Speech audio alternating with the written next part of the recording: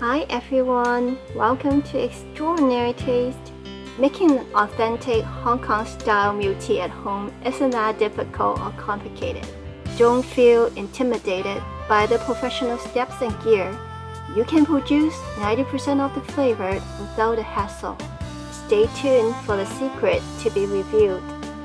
There are only 2 ingredients for making milk tea, so the quality and type of tea leaves have a significant impact on its flavor.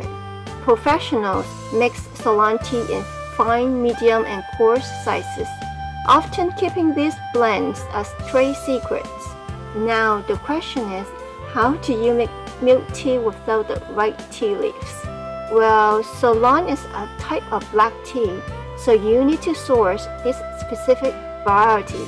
Fortunately, there are many good qualities of black tea available on the market in North America.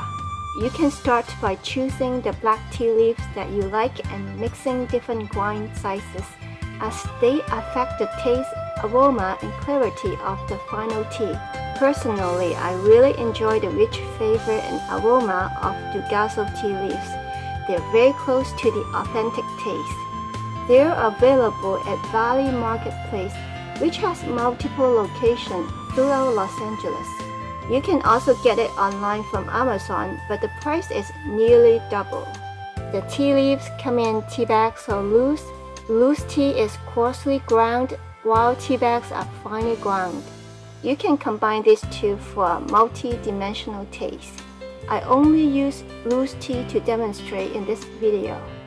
One characteristic of Hong Kong style milk tea is its high caffeine content. You need at least 8 grams of tea leaves to brew 1 cup of water. I'm preparing 2 cups, so I need 16 grams. For a more profound taste, use 2 tea bags, which are 2 grams each, and 4 grams of loose leaves. Use 2 cups, 250 milliliters each of either filtered tap water or bottled water. Once it's boiling, turn the heat to the lowest setting. Add the tea leaves. Steep at the lowest temperature without boiling.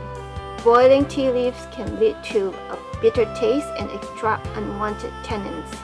Steep for 15 minutes.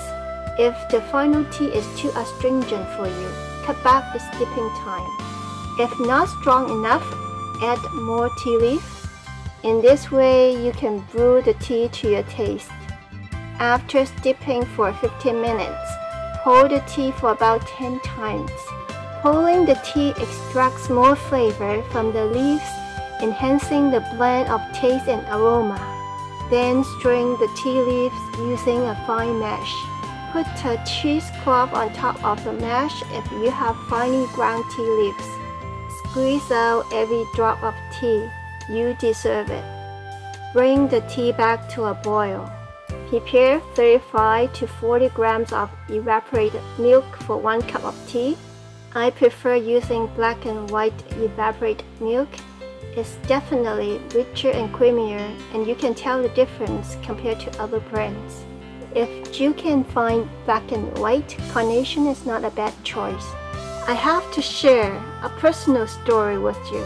Back in my middle school, I was asked which 2 liquids mix well in my chemistry class.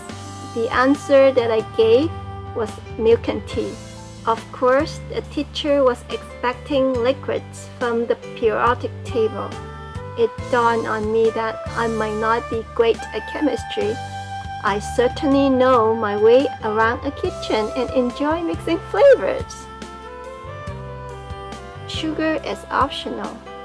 You really don't need it if the tea leaves and milk are of good quality. Thank you for watching.